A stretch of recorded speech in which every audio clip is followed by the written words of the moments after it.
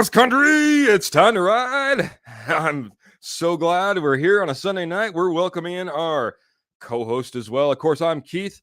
Welcome to Time to Ride, part of the Rocky Mountain Sports Network. We're going to welcome in first a face that we all should know, Mr. Albert Knoppers. We'll get Albert a full screen here, man. Albert, how we doing, sir?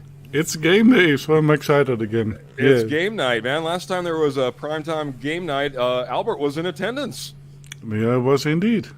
So now he gets to sit back at home, relax, take it in a completely different way. If anybody knows, I come hailing all the way from Montana. Albert comes hailing all the way from Missouri. So we needed to get somebody in here to represent Colorado, someone in here. Welcome to the show for the first time, Mr. Ian McClintock. Ian, how we doing? Doing great, guys. Doing great. I actually kind of thought that you guys were out here in Colorado too, but I mean, I'll gladly be the in-state rep now. That's no problem for me. All right, man. Glad to have you. Where are you hailing from at this moment? So right now, I am actually down in the DTC, so I'm about 10 miles south of the stadium. Nice. Maybe you can even hear it during the game if it gets if we get one of those plays, man. Yeah, if it happens, I'll just have to poke my ear out my window, see what happens here. There you go, buddy. There you go, man. Well, again, welcome, everybody. Appreciate you joining in. It's time to ride. It's our pre-game show. Again, we're a Rocky Mountain Sports Network. Thanks for coming in. Come in with all your questions, comments, everything, man. We appreciate all our viewers all the time, so let's get it started. I think the first thing that we should hit, as Albert brought up, kind of as we're about ready to get on the air, we got some injuries. We got some guys coming off of injuries. We have new faces on the 53-man roster today. Albert, how do you want to get us started? Well, from what I heard, Billy Turner and Cleveland are both active. Russell Wilson will be playing because he had a shoulder injury. And, of course, we're going to miss Javonte for quite some time. Yeah. And that is, I think, the biggest loss that we have since the last couple of weeks. Gregory will not be playing for a couple of weeks. Yep. So he will be missed as well. And hopefully when Monday Night Football comes on, we have an increased team by Justin Simmons, Dulcich, and let's hope that's going to work. Yeah. Obviously suffering for some of those injuries already. We knew that obviously Javonte would be out, that we knew Gregory would be out. One of the things I'm a little bit concerned about too, Jonathan Cooper still coming back from an injury, is not going to be able to play tonight, it sounds like, as well. So it's definitely getting a little bit thin there. That being said, I'm getting all my names mixed up. Kongbo, it gets called up for the defense as well from the practice squad, kind of back up those guys when we're talking about, obviously Chubb and Benito being the main two guys. We need a third pass rusher there. Ian, what do you think? Are we going to be able to stave off some of these injuries and come out with a win tonight? I mean, I know that's a little bit early to get into our show, but how are you feeling about this right now?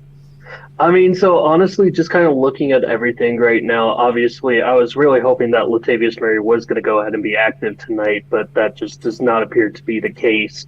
I was really hoping that we'd finally get to see the belly out there, but obviously I think it's a huge addition that, Billy Turner is finally healthy enough to play. I think it's going to be a little bit more of an anchor there on the O-line, so we're finally getting the O-line piece together, which has always been really one of the bigger concerns of our team, between that or our run defense, just trying to keep Russ upright. That's got to be the move. And obviously, we all know about the turnover situation with Melvin Gordon, but right now, this is really the time to lean on him. I know that we just brought up a Zigbo from the practice squad, but it's going to be a very heavy dose of Melvin this week, I'm sure. So, I mean, if we can stay healthy, I feel like we have a legitimate shot. I mean, Jonathan Taylor, I saw it on Tuesday. He was still in a walking boot, and I'm blessed to say that he's not playing, even though I don't want him to be hurt.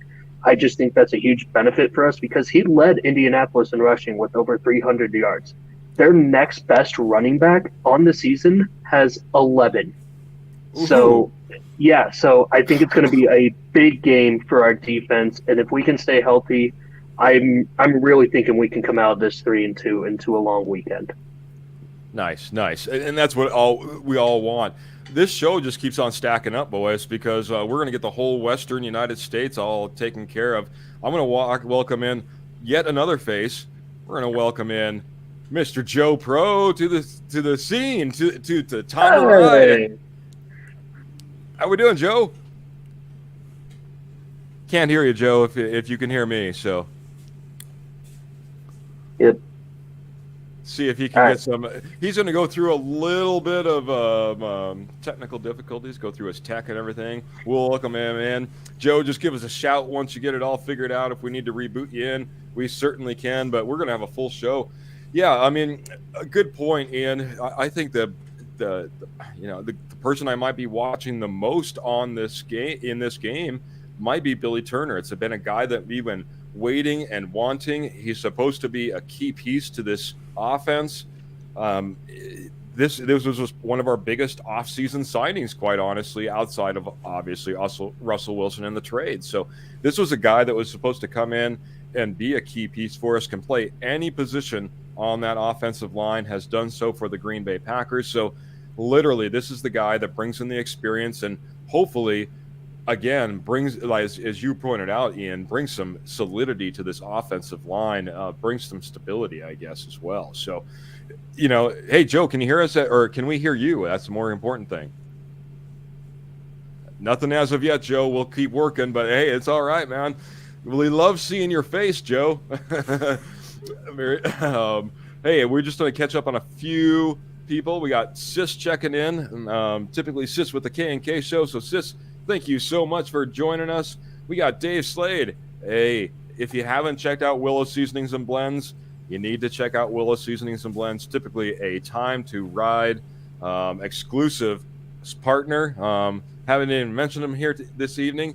He's already getting his predictions in. He says Denver 26, Indy 17. I know that there's been a few predictions already put out by the Rocky Mountain Sports Network crew.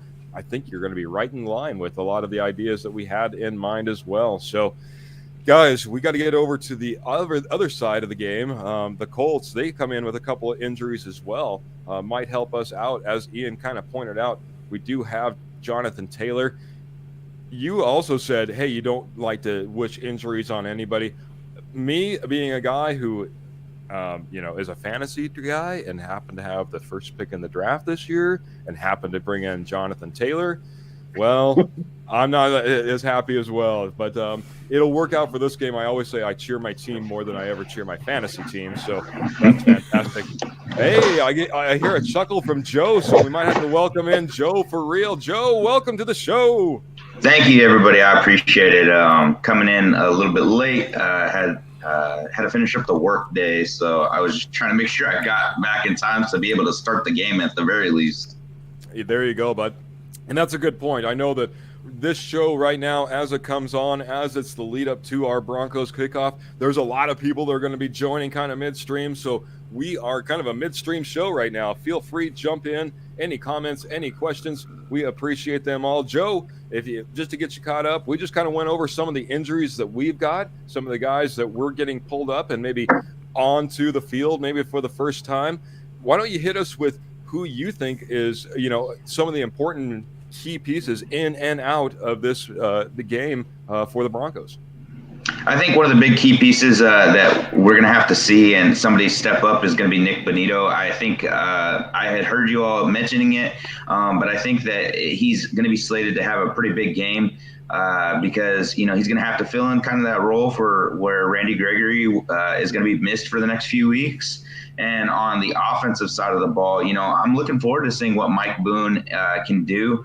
And we're going to see if, Melvin's going to get another opportunity or not. I've seen a lot of hate and discontent from all sides of Broncos country, talking about how, he's dropped the ball. And that was something that we talked about in our pregame show last week, is that he seems to drop the ball in pivotal moments. And that was kind of what happened last week. And so, I hope to see more Mike Boone than anybody else, but now Mike Boone's had a few more first team reps and hopefully he'll be able to enter that into the game and show exactly what's going on. He's not going to be running with the 2s and 3s. He's running with the 1s. So I think that'll make a big difference. Yeah, I've been a big proponent. A lot of people have been all over Melvin Gordon's back about the fumbles. Hey, what the Broncos need, what Melvin needs, what this fan base needs to do is go out there and let Gordon have a big day. We can't have. That's what we need. He has been brought in here. He is the number 2. He needs to get past this. We need to support him. The best thing that can happen is Melvin Gordon cures all ills, starts running well, doesn't have any fumbles, puts that all to the side, and moves forward. And if that happens, then maybe we can. I don't want to say we'll keep going without missing a step because Javonte Williams is such a big piece. But my goodness, maybe we can help solidify that position and start moving forward as well. So, yes, definitely, I agree. Go ahead. Oh, I was going to say, I think I heard a little bit of background noise, but it has stopped. So it was a little bit distracting. I didn't know if anybody could get rid of that. I think you threw up some comments as well. But yeah, breaking news, Billy Turner is active. Jody, thanks for letting us know that as well. Hopefully that is that is legit now. And now we can finally see him on the field and see what he's been brought here to do, solidify this offensive line. So, Albert, go ahead. Talking about Melvin is a good running back, and a lot of the things that his problems is just between the ears, and one of the things is competition. I'm not sure what that was, but yeah, that's loud. But a lot of it was competition, and the competition is no longer there, so maybe that clears it out, and he will be better. Last year he was better than Javonte. He had more production in the exact same amount of carries. Guys, if you can you mute mics in between because we're gonna not be able to hear anything, and I promise I'll call you in between. Very good, Joe. I think that might have been you. So just a heads up. I appreciate you. Facebook user, this is probably Sis coming in and says. Albright said on the pregame show on KOA that Gordon will have the opportunity to be the bell cow tonight. Yeah, I saw that also from James Palmer on the NFL Network. Sounds like everything is leading up to a Melvin Gordon evening, at least to start off, guys. Let's just go through that right now. I'll start off with Albert, with you, since you're on the screen right here. What's your prediction for Melvin Gordon in this game this evening? I truly predict that he will get the bulk of the carries, about 60%. Hopefully, his gameplay will be decided with the first play. If it's the first ball, he gets the first ball and he plays that one really well. I think we have a really good running back in Melvin Gordon tonight. Very good, man. How many yards? How many touchdowns? If you had to guess, he might break the 100 yards. 100 yards? And a touchdown, yeah. And a touchdown? I'll go Ian and then Joe, so Joe's all prepared with his mic. Ian, how you feeling, man? How you think Gordon's going to perform tonight? Well, I'm honestly hoping that our main running back can get more than 10 touches in the game. That's got to be a big thing here. I mean, because Javonte, obviously being the bell cow that he was taking a lot of it. But, I mean, last week we only had 20 rushes for the entire game. So I really think that needs to come up, and the fact that we really, I believe, only ran like 45 plays on offense, that's not going to be enough. So, I think it's going to come down to ball control. I mean, put a gun to my head if that's the correct saying here. I mean, I would say, give it to him about 20 times. I would say maybe 85, 90 yards and a touchdown. Very good, man. Very good. We'll go to Joe, see what his thoughts are. Gentlemen, so I definitely agree with you all. We got to see more touches on the offensive side of the ball and longer drives. The drives have to, be controlled, but in that longer sense. So with Billy Turner being there this evening, I think that's going to be a big factor, both on the run side and the offensive play calling side, that they're going to have a little bit more time for Russell Wilson to allow him to develop some of those plays. And, him shoring up that line is going to be give Melvin Gordon the ability to run between the tackles, not run, he doesn't have to pop outside or anything like that. And if we can get, just like Ian was saying, 10 or more touches for Melvin, I think that's going to be a big, big thing for us. And bring back some of that confidence that, Melvin's kind of been lacking. I think it's almost, I think you guys both brought up a good point, but I think it's on the opposite side of the ball. In the weeks past leading up to this Raiders game, we were able to stop the offenses. We were able to get turnovers. We were able to create punts. The Raiders, for the first time, for the first time I saw, really was the first team to get on the field and really be able to control the clock, take over altogether, and put drives together, long drives together. Probably more importantly, first team that really showed that they could run all over the Broncos. I know that Jonathan Taylor is out, but is there some concern there that we'll once again be caught in that situation where we'll be in that ball control, and if this offense can't produce, we're just going to be giving it back to Indianapolis time and time again, giving them opportunities to produce touchdowns and scores. Albert, I'll start with you. We might see indeed a lot of defensive plays today, like the game against the Niners. A lot of defense that will do all the job, but I think our offense is getting it together. It is slow, but it's getting better and better. We were able to score 23 points last week, and I think we are, even with Javonte missing, I think we can get even a higher production than that. So our offense is coming together now with Billy Turner. I hope we'll get a little bit more opportunities and more consistency in all line, getting it together. But other than that, I think we are on a good path. Ian, I'll go to you, man. Are you scared about what the defense gave up last week, how the Raiders were able to control the ball and control the clock? That was a switch from what we had seen in the weeks prior. Yeah, absolutely. So with the ball control, that is just something that I'm honestly fearing. That's actually probably my number one fear for this game, because both offenses, let's face it, we've both been lethargic this year. Even though we finally scored 23, our season average is still 16.5.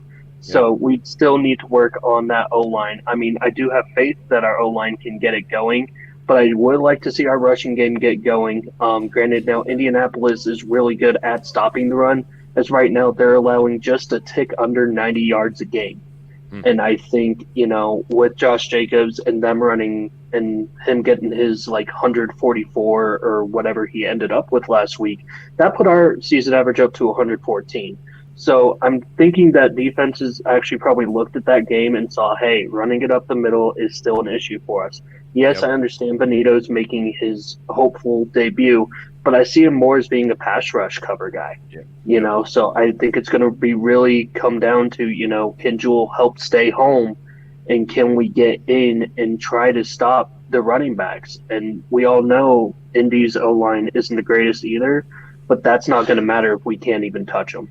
Yeah. I'm going to flip it a little bit different for you, Joe. Joe, Matt Ryan is the only quarterback to have 2 350-plus passing games already this season. Does that spell more concern for you in regards to this Broncos defense and what they're having to face?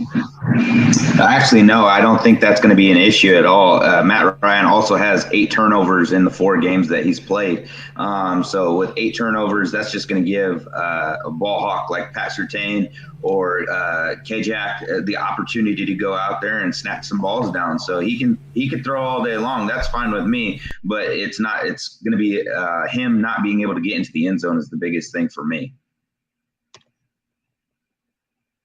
Very good. Get back on the mic here, man. I'm kind of surprised. Anybody else? Ian, Albert, are you guys concerned about the 350 yards that Matt Ryan's been able to put up twice already this season? And especially going up again, we haven't seen an offensive performance come up against us. Derek Carr was supposed to be that guy. Is it going to be Matt Ryan instead? Albert, maybe I'll go to you. I think if he can get pressure on Matt Ryan, he will make mistakes. And with Surtain in the backfield and even the backups that we have there, they're doing really good in the secondary. So I think we should be okay. We might have one big play that might get through, but other than that, I think we should be fine in the secondary. The rushers need to get to Matt Ryan maybe 1 or 2 times, and that will change the game. Very good. Ian, is Matt Ryan feeling footsteps? Are you hearing ghosts out there, man? Because he has taken quite a few sacks.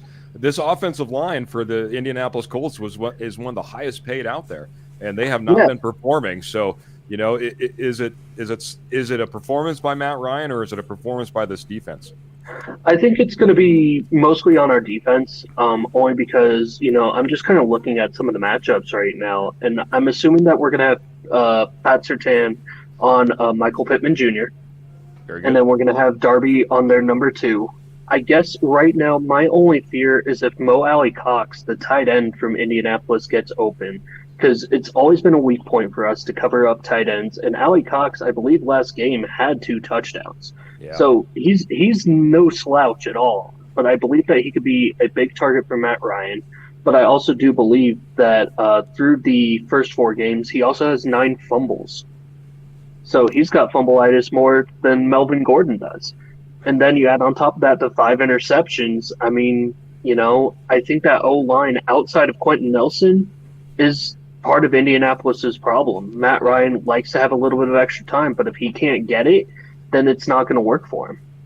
I would be remiss if I didn't give Caleb Davis a little bit of love here, because he brought up this topic quite a while ago. He said just from his time in Atlanta, Matt Ryan loves his tight ends, and coming off a big game last week, Mo Alley Cox, big body, and knows how to use his body from playing basketball, and that's, like you said, that's a place that we've had issues for quite some time. Seems like we've had those issues dating back to like guys like Antonio Gates from the then San Diego Chargers running all over us, a problem that we haven't been able to fix, it seems like, forever. So you're absolutely right.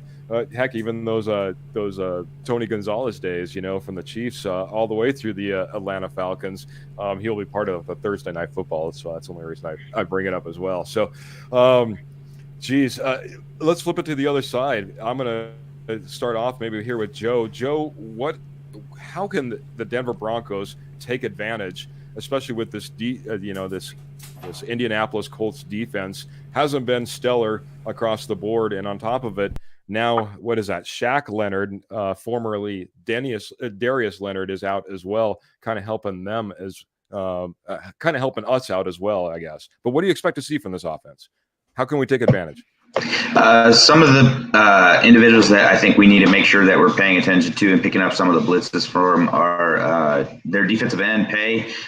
He has 3 sacks on the season right now, so he's an individual that we need to make sure that we pay attention to. And Melvin Gordon and Mike Boone have to go out there and pick up his blitzes so that we can keep Russell upright, keep him clean tonight, and have the ability for him to go down and make plays. Allow Russ to cook. Last week we saw some 3 touchdowns from Russ. Finally, it's a good start to a season performance kind of attitude there, because we haven't seen that from Russ in previous games. That's going to be the most amount of touchdowns he scored in a game so far. So I think if we're picking up those types of blitzes that are coming in, the different packages that they have, that's going to be the biggest moneymaker for us. They are a little, like we said, they're a little shy in the linebacker land. So, if we can get past that first set of defenders and we can make it to the secondary there, I think we have a good chance to keep moving the ball down the field and using some of those rollouts to hit our tight ends like Tomlinson and Beck. Yeah, I was watching a little bit of pregame. Steve Smith Sr. came out. It was on NFL Network. He said that, we got the quarterback. The quarterback is what we needed. That's what everyone said. He said, Russ said, hey, let's get on the bus. Let's ride. They got off the bus and Russ wasn't there. But, at this point right now, we got 4 touchdowns from Russell Wilson. We have his worst start, in a first 4-game stretch from Russell Wilson since he started in the NFL. Is this a game? is this a get right game? Albert, what do you think? Is this a get right game? Do we see Russ finally go off? And my prediction, hey, do we get over 30 points? Because I said if we get over 30 points, that's going to be one exciting game once the Broncos have that 30-point plus game. Albert, we can't hear you. I appreciate everyone muting themselves like I asked earlier, but now it's causing some issues. Albert, take it away. What do you think? Okay, so my prediction is around 26 points. I sure hope we can get over 30 points. Is this going to be the game-changing game? I don't think so. I think that will be Monday in a week when we have more people coming back. They have almost a mini bye, so that would definitely help us. But I think we will see a different game that we have seen the last couple of weeks. I hope they change up the play calling, that we have a little bit more, less predictable. And I think we're going to see a little bit different game that we have seen in the last 4 weeks. Very good. Very good. Ian, I'll hit to you, man. Is this a get-right game? Do we see Russ go off? Do we see Russ cook and everyone get off the bus and see Russ standing next to him tonight? I mean, if it's anything like the first half that we saw in Vegas, yes. If it's anything like the second half, no. I mean, unfortunately, it's really been a tale of two halves, so I don't know what exactly happened during that halftime speech that really flipped the script. But, I mean, I really do like our chances this week. There just seems to be this looming almost cloud over the Broncos offense, and it's been here for a couple years, and I really hope that tonight is the night that we shake it off, because I'd rather get right now rather than trying to get right against the Chargers, no matter how banged up they are. The division game is never the time for the get right game. So, I mean, all eyes are on us tonight. I really do think with Turner coming back and with them missing their workhorse in Jonathan Taylor, I really do think that tonight, if there's going to be a night to salvage the season, this is it. Wow, already talking about salvaging the season, but you're right. You know, here we are. We were hoping to be maybe in first place, in a first-place tie after last week, or hold it outright if the Chiefs happen to lose to the Buccaneers. That happened not to be the case. We lose, the Chiefs win. We're here stuck in second place among the middle of the pack, along with the Chargers. And, hey, this is a big game. As many people have pointed out, this is an AFC opponent that always is big. You know, whenever you can take down an AFC opponent, it comes down to those, might be coming down, especially when we're going up against a team that has a tie already. Again, that gets all funky at the end of the season, trying to figure out the playoffs. So getting this win tonight is huge. Jody brings us in. Please don't introduce the offense and let Gordon get booed. Guys, does Gordon get booed once he comes out on the field, and especially if he ends up being introduced? I'll go to you, Joe, first. Broncos fans have kind of been all over the place the last couple of weeks, so I would not be surprised by any means or stretch of the imagination if he gets booed. I mean, they were booing the offense game after game for the last, the first 2 weeks, and it's kind of disappointing, to be honest. I don't really remember a time, even when we were having losing seasons, that we were getting booed when they were taking the field. So to see that it was kind of disappointing for me as a fan, and to see our fans not continuing to support. That's when we should be getting louder, cheering our offense on more, and trying to get them to understand that we still have their back through and through with whatever's going on. Love it, Joe. Love it. Albert, were expectations just way too high? Is that why we're seeing all these boos so early from Russell Wilson and the Broncos this year? I don't think so. The Bronco fans have been now in 5 seasons that it was nothing. And so they are used to having something, and they have some expectations. Of course, they're a little disappointed, but I think they're in the habit. They even booed Peyton Manning, and even he was suffering through injury while he was still playing. Yeah. So that happened. We have seen it now since 2012, the Broncos being booed, and except when we are really on highs, and then even after 2 or 3 plays that are getting missed by the offense, they boo. So I think it is more of a habit than anything else. Yeah, it's a habit that I think we need to break, Broncos country. We need to get out there, like as Joe said, we need to go out there. We need to support our team. It's pretty sad when we're saying, hey, don't introduce our starting offensive running back because he might get booed, and that's a game changer in his mental makeup, and Broncos country not being aware of that. So Broncos country, if you're on your way to the game, if you're listening to Time to Ride right now, if you're sitting in the stands, whatever it happens to be, let's cheer on Melvin Gordon. Like I said at the top of the show, it's the guy that we need. If he's out there and he's producing, he's doing well for this team. This team is a completely different animal. It's what we need. It's what we need going forward. Javonte is gone. We can talk about Latavius Murray. We can talk about, bringing up a Zigbo. We can talk about Mike Boone, but really it starts with Gordon. That being said, I guess we can hit on one more topic before we get off of this. There's a potential for a revenge game here, right? We got Phillip Lindsay coming back to the Denver Broncos, got pulled up off of the practice field. I'll start off with Ian. Ian, do you expect Phillip Lindsay to make a little noise here in Broncos country? Hey, does he end up getting more cheers than we end up hearing for Melvin Gordon tonight as well?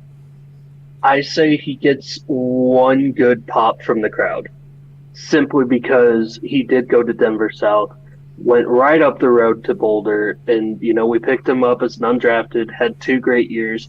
There's still parts of me that question why we even let him go, because I really didn't think he was an asset that we should have let go, but obviously I'm not the GM. I'm not in that position, so I may never know.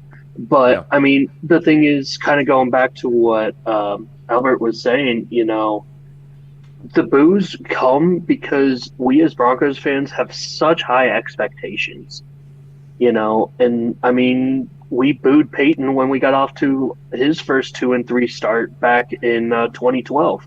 Yep. And looking at that record, that says 2-2. So, is there another 11-game run in us? I don't think so quite yet.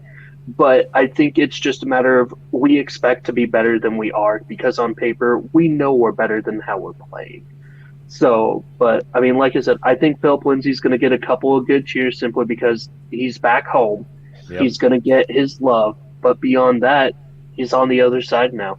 He's got to understand he's not going to be favored as much as we should be with Melvin. And I really do hope that fans, if they are going to boo him, get it out of your system early, but let the man work and support the man. 100%, man. I don't know, and that's like you said. I'm hoping that it doesn't happen. So I guess, like you said, get it out of your system early. But like you said, we need to support this man. Joe, do you think Phillip Lindsay makes a little bit of noise in Denver tonight? Do you think he? Do you think he has people? Do you think as we're leaving, people are asking more the question, why did we let him go? I mean, I think that's going to always be a question, just because Colorado is very supportive of their athletes, whether they're from, wherever they're from around the state. So Lindsay being known as the Colorado kid, and being able to play in Denver and everything undrafted, I think that fans still have a lot of love for him. So there's going to be quite a few individuals are still going to be questioning it. I'm one of those individuals. Why did we let him go when we did? But the size of the individual had a little bit to do with it. He was starting to become a little more injury prone near the end of the end of his time with the Broncos, and we gave him up at a time where we could afford to give him up, so that we weren't having to pay him big bucks and for him to sit on the sideline. That's why he's been on the practice squads of the Texans and the Colts. I had read a few reports this week that there were some talks about actually bringing him back and signing him off the Colts practice roster, which didn't come to fruition. That would have been kind of cool to see, and kind of cool to see him come back and take the field for us. But just like Ian said, it's going to be one of those things. He's on the other side. He is not a Denver Bronco right now. He's an Indianapolis Colt. So he's going to have to go out there and deal with our mean orange defense out there tonight, and going and taking him on. One of the other things that I'm going to kind of contradict what Ian was saying there was that we're so used to these high-powered offenses and high-powered seasons.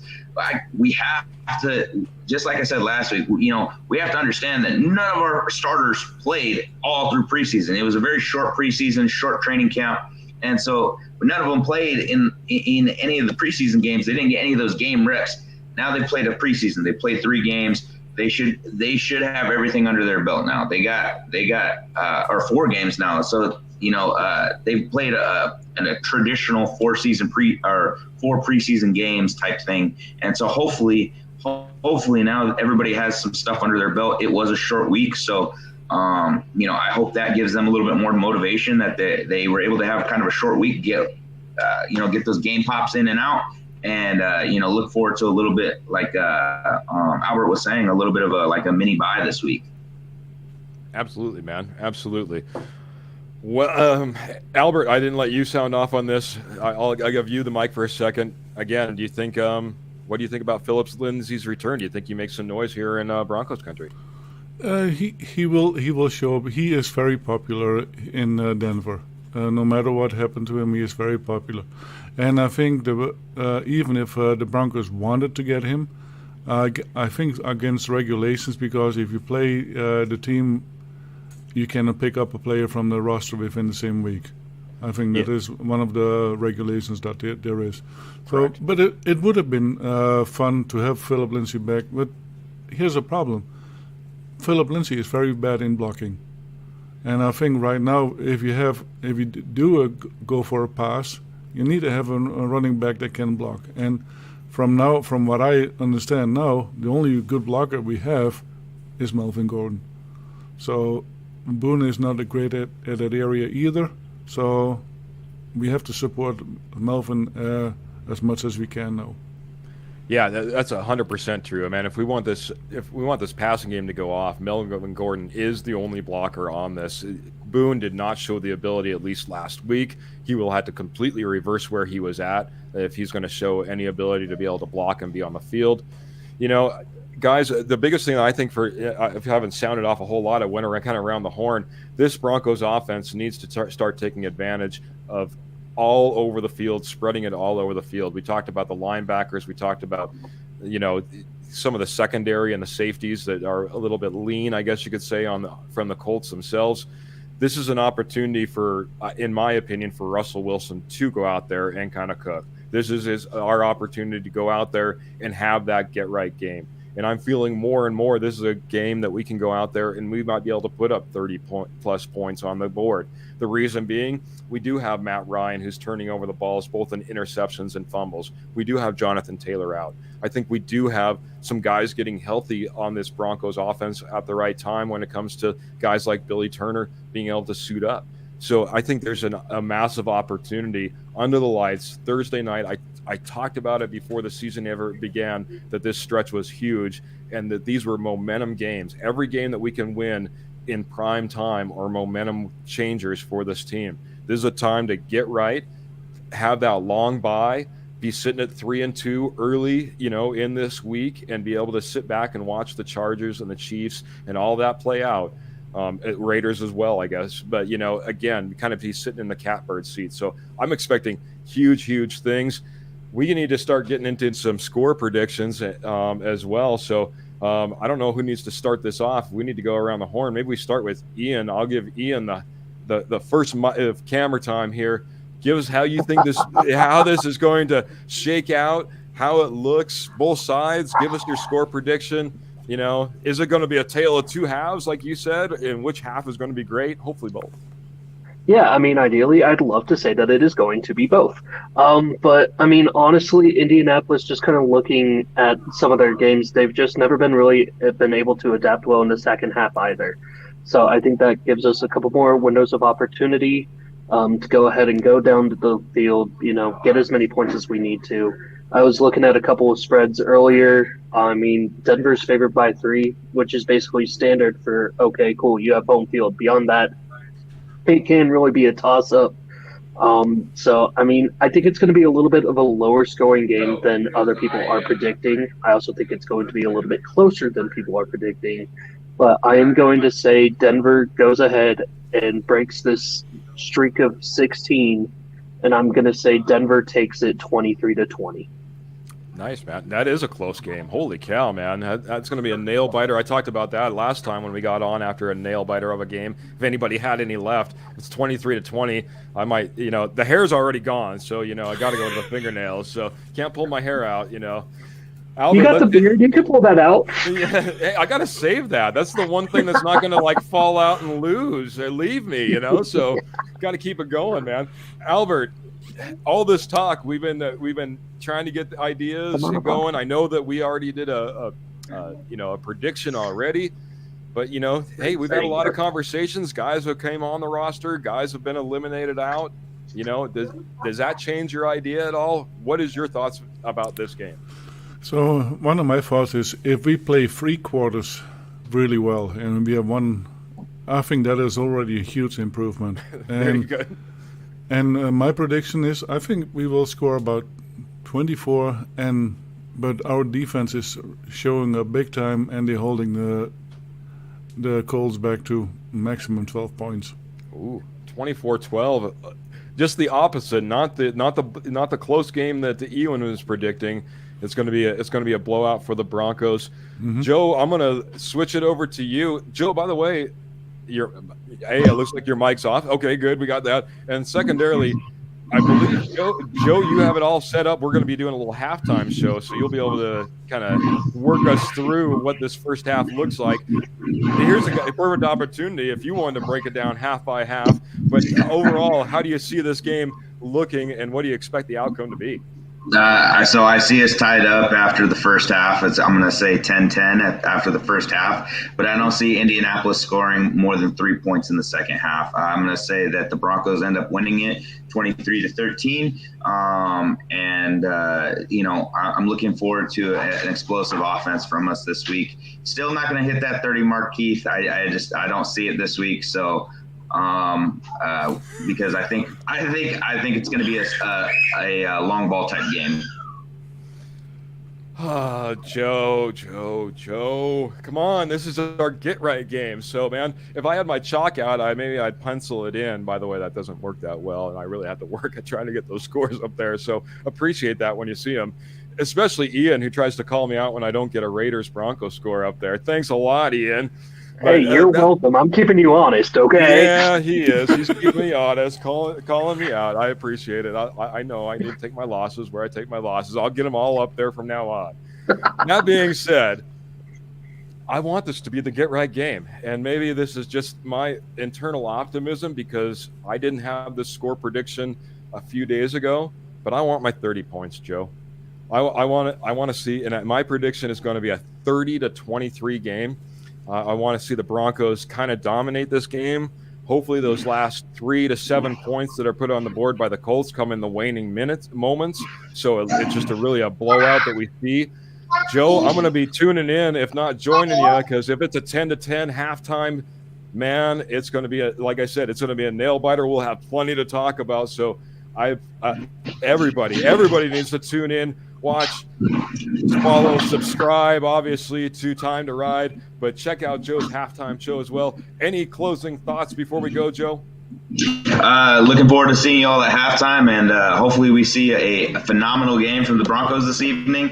And like I said, hey, we're fans, we're fanatics. Let's go out there, support our team tonight. Let's not, if you're listening to us on the way to the game or you're at the game in the stands listening to us right now, let's not boo our team. Let's go out there, support them, and get Russ cooking tonight. Sounds good, man. How about you, Ian? Yeah, I hope that the offense truly does put it all together. I hope Billy Turner shows up and proves to us really what we brought him in for. I hope Benito has a great game, and, Broncos country, let's ride. I love it, man. Love it. How about you, Albert? Final thoughts? Cooking some dinner quickly, and then up to Russell, let him cook, and let's win this game. I love it, man. get cooking and then get Russ cooking. Again, my final thought, I'll reiterate kind of what a lot of guys have said. Let's go out there. Let's support our team, guys.